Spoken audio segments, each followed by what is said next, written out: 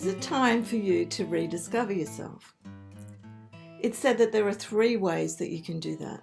You can rediscover yourself through your body, through your relationships, and through your genius.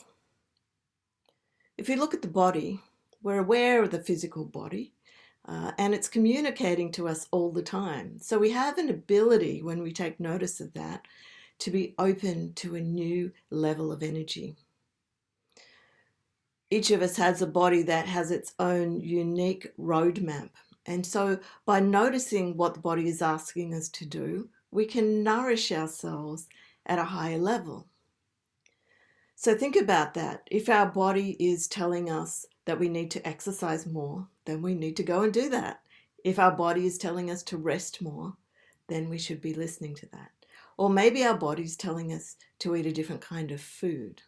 So it has its own intelligence, and if we're conscious of that, we get the experience of being alive. And sometimes if we're not really conscious of the body, we don't get any sort of feeling. We don't feel anything at all. So rediscovering ourselves can be done by noticing and communicating through the body. The second thing that we can do to rediscover ourselves is to look at our relationships. And we may not know the meaning of life completely, but I'm pretty sure that most of us are here to have good relationships. And we can rediscover ourselves just by having a fresh vision, having an appreciation for, the people that come and go in our life every day. Sometimes those people that we see often we take for granted. So how can we trade perhaps our shopping list of problem people or problems we have with people for a better one? How much love can I give? How much love can I receive? These are the kind of questions we can ask ourselves, being aware and noticing the people around us. Well, the relationships expert Gay Hendricks urges us. He says, love as much as you can from wherever you are. Love as much as you can from wherever you are. And that means from wherever you are right here and now. I'm reminded of a story about a farmer who was collecting hay, and he was raking up the hay and creating this big haystack. And he was so tired after doing all the work, and there was the hot sun, he laid down and decided to take a nap. Well, the local teenagers decided they wanted to have a bit of fun. So they took a match and they lit the haystack.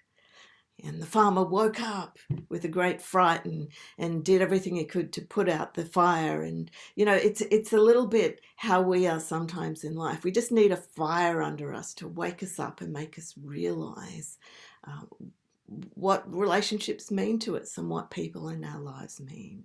So that's the second way that we can rediscover ourselves. And the third way that we can rediscover ourselves is through our genius. And I don't mean that we have to be a genius. Simply put, it's about expanding and expressing in a way that's unique to you. So you don't have to have a super skill. You just have to have a willingness to utilize your gifts and your strengths. And that should feel effortless. It should feel creative. It should feel good. And take note of what you love doing most and just spend more time doing it.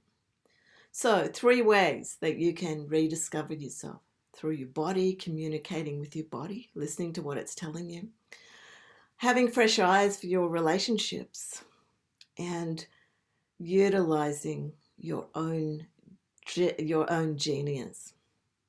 So in closing, I'm going to share a few words from the author, Joseph Campbell. So he says, I think that what we're really seeking is an experience of being alive.